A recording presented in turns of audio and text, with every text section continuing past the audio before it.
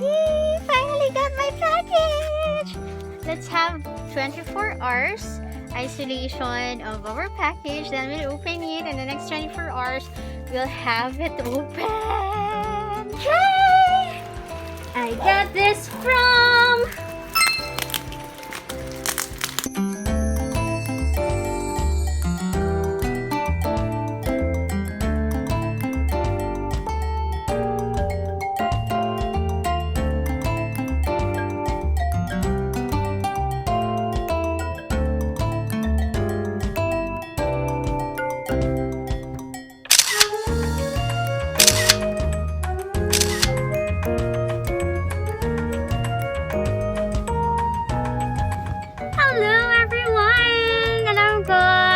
observed na mahilig ako magsuot ng ball cap. So, I would like to share this ball cap of mine to all of you. I just bought some ball caps from Ma'am Shirley. Ma'am Shirley, thank you so much. Yay! Syempre, ang ating kala. Dapat butangan to my name. That's why I'm here at James 211 para butangan naton sang aton nga logo, ang aton nga cap.